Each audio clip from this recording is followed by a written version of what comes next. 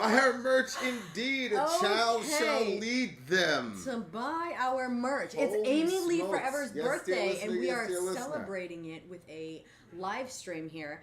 So she has some trivia questions going on. The first question was a song I absolutely loved as a kid from an all-female band in the late 80s. It was 1 point for the band and 2 points for the song. We had Saber Wolves came through and got the first point for the band. And Dwayne came through and got the point for the name of the song. Unbelievable. Okay, so points are being added up by Amy herself. So we are off to song number 1, which is Within Temptation, our solemn hour. Okay, here we go. Is there any Nope, she said she's just gonna let the stream flow. So. All right, here we go. Within Temptation, our solemn hour, song numero uno. Let's do it.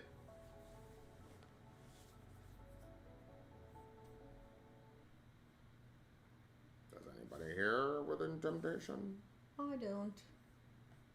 I hear the sound of silence. Okay, here we go. Here we go.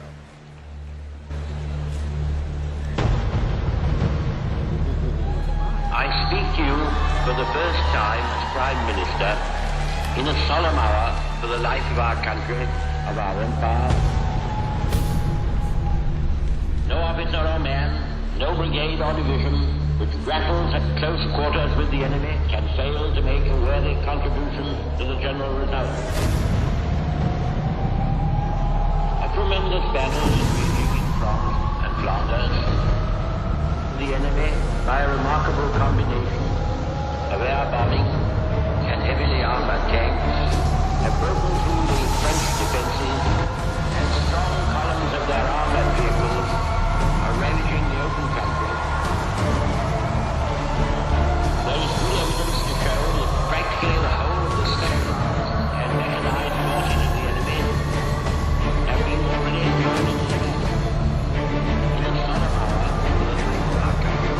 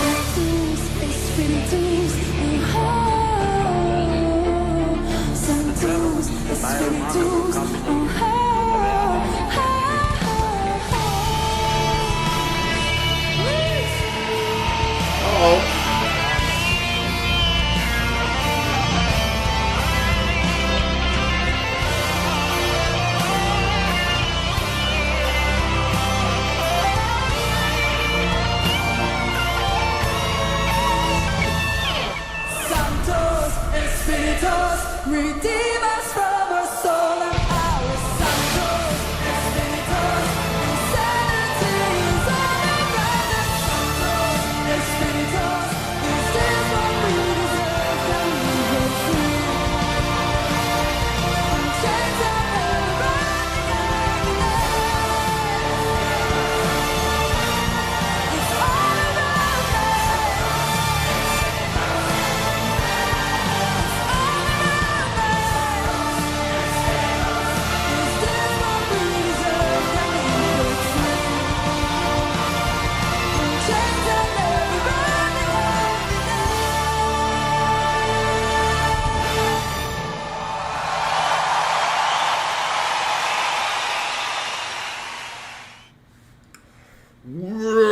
Who was that? Within Temptation? Have we done songs from them before? I thought we had, but it seemed unfamiliar only because I think it was a live video, so I don't think we've ever seen them like perform.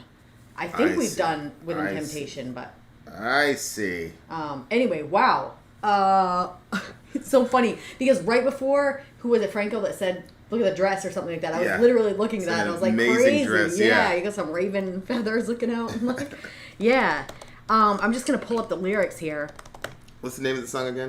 Our Solemn Hour. Okay, so I heard Churchill. I know we downloaded those lyrics, but they ended up being TXT files. So they're not translating well on this, but it's okay because we got this one. Okay, so at the beginning of the song, there was Churchill. They had I'm pretty sure that was Churchill's famous. We'll fight him in the beaches. We'll fight him on the ground. He delivered this like pretty amazing speech to the people because they were facing the Germans, and the Germans looked at the time insurmountable. Yep. And so the Germans had started going after them, and so there was a lot of fear. And so Amy's saying, "Yes, Vin, correct. It was excellent. him. It was Mr. Churchill at the beginning." Yeah, so it was a pretty fearful time, and so that's been it's one of the greatest, I think, orations of all time. I would say, unfortunately, I was just listening to this thing about I think it was Alexander the Great. I forgot whose speech it was, but it was like ranking the greatest speeches of all time. Oh, and really? Unfortunately, a lot of that is in the context of war, which because the circumstances are so extreme, you end up producing some of the best moments in human history. Unfortunately, but I mean it's true.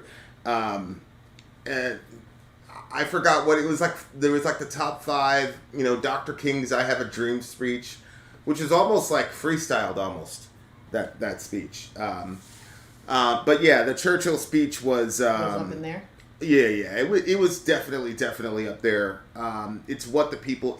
It's the kind of leadership in crisis that we all wish we had right now, because everybody knows like. Yeah, there's some crazy shit happening in the world. Regardless of how you feel about the Ukrainians or whatnot, like, Russia's a nuclear power. You see what I'm saying? Yeah. So, like, there's just a lot of... And obviously, after seeing Oppenheimer a couple days ago, one of the things I loved about the movie was, like, because it's a 3-hour movie, you kind of felt entrenched in that time period. Oh, 100%. I mean, yeah. It was definitely a focus on Oppenheimer, the man, but it definitely puts you back in that time period and things like that. What that must have meant to those people to turn on that radio and hear that kind of leadership. It's inspiring, and it's like you can't take it for granted now because we don't have anybody that could even has the credibility to engage that issue at that level. You see what I'm saying? Like, you have to have a certain amount of credibility, and like all of our institutions now have been so degraded that I don't even know if there was a guy that had that kind of, talent rhetorically. I don't even know if he would be able to get us all going in one direction at this Yeah. point, just because Yeah. of the way we are with our government at this point. It's kind of crazy. Yeah. There's so much lack of trust in 100%. It in- almost seems like it'd have to be somebody from outside of the government, but who would have that type of credibility? right. You know, Joe yeah. Rogan, I guess. I don't know. I mean, honestly, Well, they like it wanted would have to stop be him Joe after Rogan. Ivermectin, you know. Yeah. Okay, so here we go. It says, Sanctus Espiritus, redeem us from our solemn hour. Yeah. So that's, I'm pretty sure that's a form of prayers for the last rites, you know, Sanctus Espiritus, which is obviously means Holy Spirit. Yeah. Right? So you know when the priest does his last rites Yeah. or whatever, it's one of those things. Redeem us from our solemn hour. Sanctus Espiritus, insanity is all around us. Sanctus Espiritus. So there it is. Like you're calling for God to kind of Yeah. fix the situation, Yeah. because it's saying insanity is all around us, and then you kind of have to like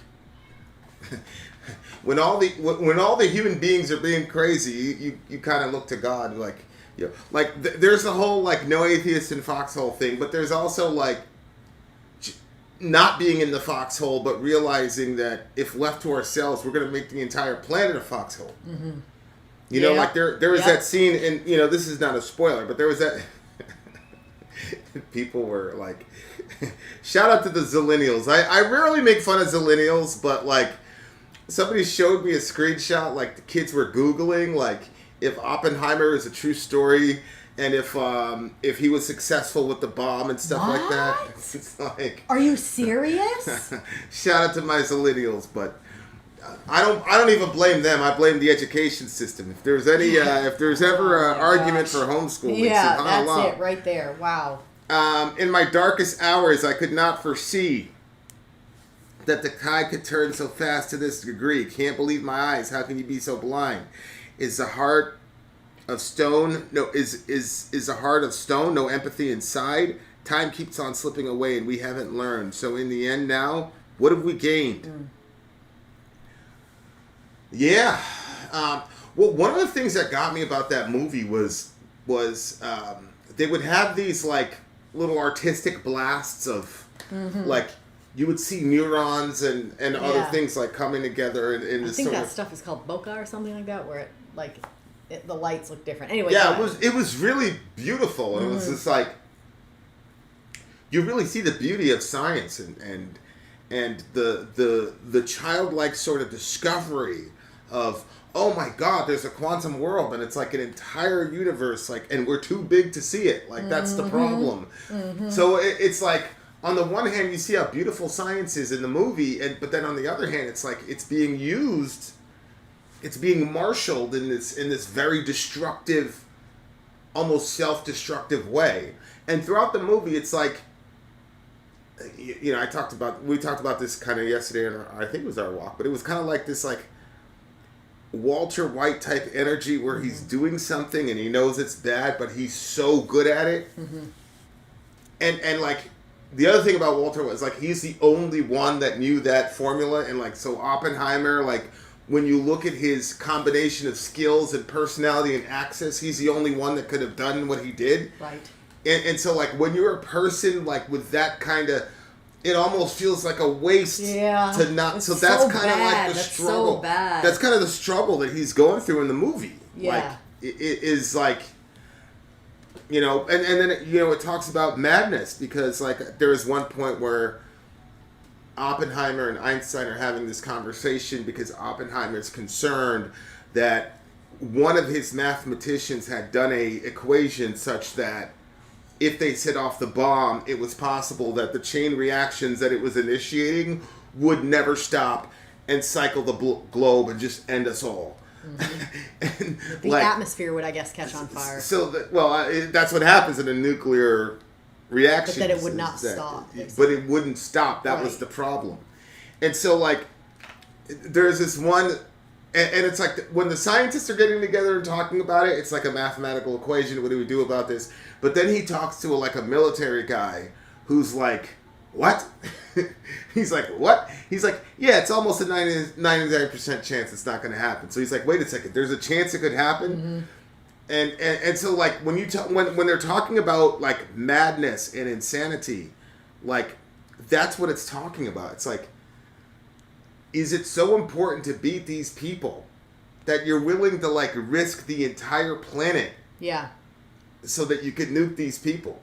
And at the time, like the Germans were obviously, I mean, there were points in World War II, if what I'm watching on the History Channel and what I've read, there were points in the war where the Germans looked almost undefeatable. Because they had the best strategists, except for the whole Russia debacle. That was a bad move. But they had the best war strategists, and their technology was just head and shoulders above everybody. Mm-hmm. And they were willing to do things that nobody else is willing to do. You see what I'm saying? And so there was a time when they looked almost unbeatable, unstoppable, unbeatable, and it almost looked inevitable that they were gonna win.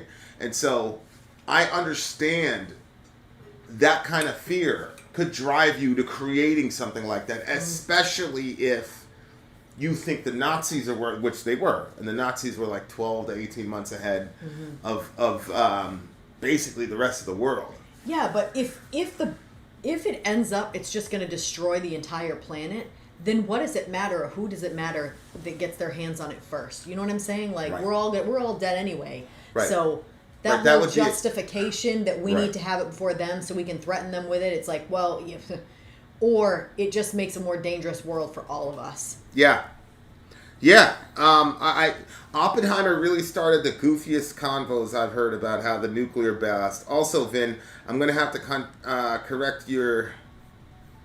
I'm going to have to correct your best strategies and equipment. Any current investigation of the war. So Riv is going to get us a part 2 to that. So, yeah. So that was a justification. I agree with you. Logically speaking, the justification doesn't work. Mm-hmm. And then you can kind of see, like, throughout the movie, it's like, well, the Germans had surrendered. And the Japanese look like they're about to surrender. Exactly. So what's the point of dropping the bomb? Exactly. You know, and I don't really feel like that question was answered. And the other thing is I don't think Americans... I don't know if they didn't dig into that question more because it would offend the American audience. Because, like I said, like we were listening to a documentary about Oppenheimer, but it was from a British guy. Mm-hmm. So I'm like, oh, this is going to be interesting because he's not on our team. Mm-hmm. Because I, as an American, don't know how the rest of the world looks at what we did in Hiroshima and Nagasaki. You see what I'm saying? Like the average German knows how everybody in the world looks at their performance during World War II. Right. But I'm not sure that Americans have a cognizance of how the rest of the world, especially European people, that'd be so interesting. view what we did in World War II, particularly as it relates to the bomb, as justified. So I don't really know, and that's actually a question I wanted to ask you, Amy. It was like, what is the? We've got some Europeans in the chat. What's the? And I don't know if there's a consensus idea, but is it looked upon as? Because the way Americans looked at it was like, this is an advancement in American technology, and we stopped the war, and so there's a it's basically a good. It's like a necessary evil type thing where when Americans are taught about World War II and Hiroshima and Nagasaki, like it's. Hey, we had no other choice. Yeah, we had no choice. We had no choice, blah, blah, blah. And on top of that, it ended the war and ended the World War, made it so that that more lives were saved than were lost. And you'll notice there hasn't been another World War III, blah, blah, blah, blah, blah, blah, blah, blah. Yeah, we've heard all that. So it's sort of like this Machiavellian sort of utilitarian, well, hey, it Yeah, I never had anybody say, this is how many people were killed in it, this is how many innocents. You know what I'm saying? Like, I never heard it that way. It was always presented like, this is what we had to do. We stopped the war, blah, blah, blah. Yeah. Good thing we got that technology when we did, basically. Yeah. So But then I was surprised in the movie to see that everybody was kind of backing away. Everything was like falling off, so we didn't necessarily have to do that. Yeah, the Germans had surrendered, and the Japanese were close to surrendering. Of course, the Japanese had the sort of harikari sort of like, they had suicide bombers. I mean, that's how they went after, got us into the war with the whole Hawaii incident, right? So a day which will live in infamy. So like, I don't think I know what that is. Pearl Harbor. Oh. And so like, I don't know. I don't really know what the So our other friends that are not from America, how do you guys view that? What's your take on that? And we're still waiting for Amy's answer also. Red says, as long as more lives than saved lost with the nukes. Hold on, go back. We could have simply blockaded Japan for a while to get them to give up. They were already beaten. Yeah, I was watching a History Channel recollection of the bomb, and there was a Japanese historian, and it was I'm just telling you, it was literally the first time, and I'm like, maybe this was bad. Because the Japanese dude, he was a historian, you could tell he was really angry. That's why I said, like, imagine being a Japanese American watching this movie, like, as far as things going over people's heads. Yeah. But, like, he was really pissed off, and his idea was basically, we were gonna surrender. The problem is that the Japanese propaganda was that they'll never surrender. And, I mean, they were doing the kamikaze trips into the... Yeah. So, like, I guess I kind of understand it. Whereas, like, if you're talking strategically, there is no way the Japanese could have won. But emotionally and rhetorically, if you believed that they were going to fight to the last man, then that... the debate goes over and over again. Because the Japanese could say, hey, we were going to surrender. You guys are horrible. It's like, well, how do we know that? Right. I don't know. Right. I don't know. Right. But I would have liked our country to have attempted the blockade or whatever. Yeah. But it just seemed to me that but we were so caught up in beating the Germans, and we were so caught up in the competition aspect and the fact that if we had the bomb and we used it and it demonstrated our technological superiority, that would have reverberations in the future. I think...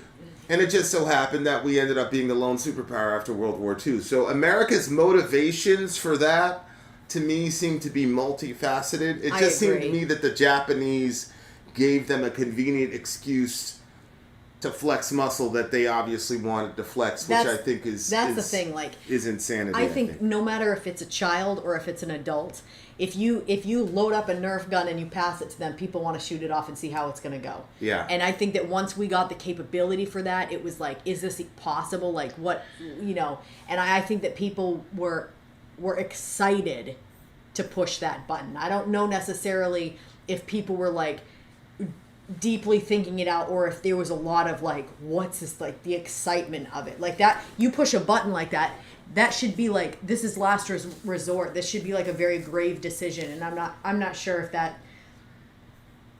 it was like that, given what the situation was that surrounded it, where everybody was surrendering and stuff like that. It doesn't seem like we needed to pop that off, and we didn't know if that was literally going to end all of our lives. Like, were we at the point where we were like, setting this off is better than all of us? You know what I'm saying? Like, I think that people wanted to see what was going to happen. I think the curiosity and the excitement of it, theoretically, and being the first people to set it off and say that came from us. Like, I just think that was... Yeah, I mean, $2 billion. Is that us? I'm assuming so. $2 billion. They spent $2 billion in the 40s. I mean, I don't even know what the rate would be now. You see what I'm saying? I mean that's a lot of freaking money. $2 billion back then. $2 billion is a lot of money now. Don't get it twisted. But but anyway, like, I appreciate the song because it definitely. I don't think the world would survive another world war. I don't know if we could legitimately ever get into another world war in the next 20 years. But yeah, but we don't need a world war for there to be massive destruction. That's the problem. When you have countries that are nuclear, like Russia and America, etc., and we have demonstrated that we will use it against civilians. And that's the thing. It's like, oh, the Iranians shouldn't have the bomb. You don't want a nuclear Iran. It's like, well, the Iranians have never committed an act of destruction to the degree that we could even pretend to. Like, what are you talking about? Like, that's the thing about us as an American. You're kind of not aware of a lot of this stuff as far as like how the world, because you're taught a certain narrative and a certain position. The song was great. Obviously, I love live performances. Obviously, I love what do you call it? The theatrical nature of it, for and sure. then the orchestra. For sure. And he had that solo in there too. That was good. Yeah, we've listened to some Within Temptation songs. I didn't know that there was a female singer in there that was leading up that band. So, yeah, it's about $43 billion now. Dr. Reginald McNugget tells us. I mean, $43 billion. That's insane. Go ahead. What were you saying? So apparently, there's this show called Reservation Dogs. It's about like Native Americans and stuff. Yeah. And apparently, Dwayne got a part in it. What? that's what Pony's saying. Yeah, that's what Pony's saying. Recently? Yeah, he's hold on, let me see what she said. She said he got a background part as a doctor on the Native American TV show called Reservation Dogs. Oh my God! Shout out to Dwayne. Yeah. High score for you. All right. Anyway, we'll be wait. Well, I'm gonna score this. Yeah, and then we gotta score it, and then we have the other question. She was the only singer in the band. How did I not know that there was a girl singer in that band? Well, again, we I don't think we ever saw a live video. Not 9.4 for me. That was a 9.2 for me. And let's see the next All right, question. now pay close attention, because you're gonna want to win this trivia. Trust me. Okay. So we're gonna set off the question, and then we're gonna go to the commercial, and Amy is gonna add up the points. Okay. So and the answer will come when the commercial's done. Gotcha. So wait a second. When are we supposed to do the countdown? It's going to go during the commercial. Remember, she said she's going to set the timer? Okay. Okay. So, the next question is, remember, this is Amy Lee Forever talking. Who was my absolute favorite band as a teenager? It's either A, Nirvana, B, Prodigy, or 3, Alice in Chains. Let you be the judges. Okay. Think about that on the commercial. No, put your answers in the comment section, because she's... Amy's favorite band, Nirvana, Prodigy, or Alice in Chains. We're going to commercial. We're Vin and Sori. We'll be right back. Let's go.